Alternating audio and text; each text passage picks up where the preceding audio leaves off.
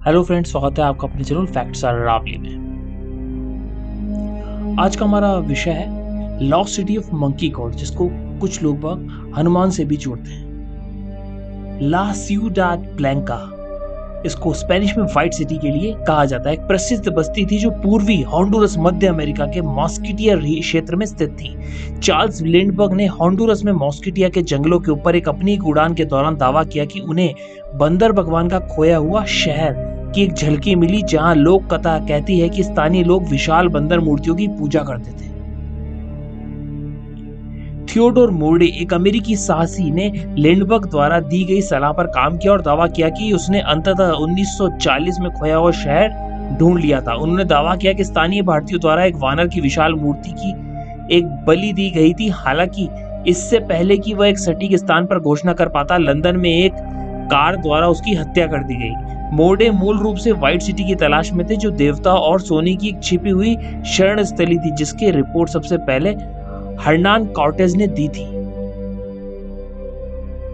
Houston विश्वविद्यालय और National Center for Airborne Laser Mapping के शोधकर्ताओं ने मॉस्किटिया क्षेत्र के ऊपर उड़ान भरी और खुलासा किया कि होंडुरस के पूर्वी छोर पर जंगल द्वारा अब पुनः प्राप्त प्राचीन पिरामिडों की एक युक्त प्लाजा का प्रमाण मिला है। होंडुरस के पश्चिमी छोर पर कोपन शहर है, प्राचीन हाउलर बंदर भगवान की मूर्ति का स्थान है।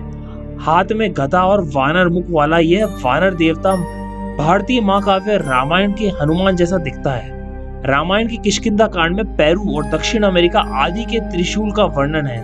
युद्ध कांड अर्थात युद्ध प्रसंग में हनुमान के पाताल लोक, मध्य अमेरिका और ब्राजील, जो विश्व के भारत के दूसरी ओर की यात्रा करने के लिए और अपने पुत्र मकरध्वज से मिलने का वर्णन है।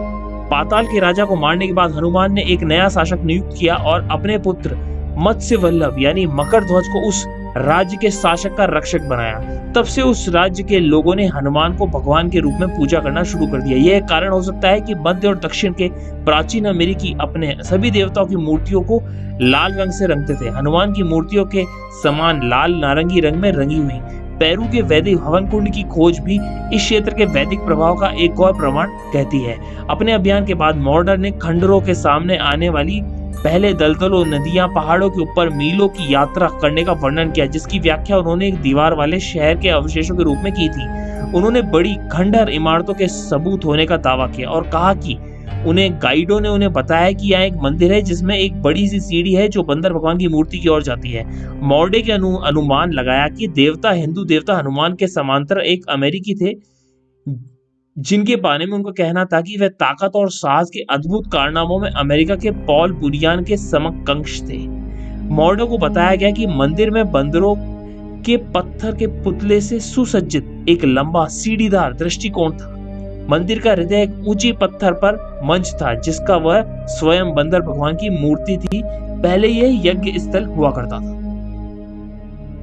कहा जाता है कि मंच की सीढ़ियां विशाल छज्जों से घिरी हुई थी। एक की शुरुआत में एक मेंढक की विशाल छवि थी और दूसरे की शुरुआत में एक मगरमच्छ है। उन्होंने यह भी कहा कि गाइडो ने उन्हें बताया कि शहर में 1000 या अधिक साल पहले चोरे टे कास विलुप्त ऑटो मंगुआन भाषा के लोग रहते थे। मॉर्डे ने एक बंदर के बारे में एक कहानी भी बताई जिसने 3 महिलाओं को चुरा लिया था, जिनके साथ उसने प्रजनन किया था, जिसके परिणाम स्वरूप आधे बंदर और आधे इंसान के बच्चे पैदा हुए। उन्होंने दावा किया कि बंदर का मूल नाम उरुस है, जिसका शाब्दिक अर्थ है बालों वाले पुरुषों के पुत्र। सीधा चलता था और बड़े बालों वाले वानरों जैसा दिखता था। मॉर्डे और ब्राउन हजारों कलाकृतियां वापस लाए, जिनमें से अधिक न्यूयॉर्क शहर में अमेरिकी भारतीयों के हेई फाउंडेशन संग्रहालय के संग्रह का हिस्सा बनी हुई। इनमें धातु के रेजर, पत्थर के ब्लेड, एक बांसुरी, पत्थर की मूर्ति और पत्थर के बर्तन भी शामिल थे। मॉर्डे और ब्राउन ने यह भी बताया कि उन्हें सोने, चांदी, प्लेटिनम और तेल के सबूत मिले और अब वह वाशिंगटन डीसी के अमेरिकन इंडियन के राष्ट्रीय संग्रहालय में प्रदर्शित किए जाते हैं।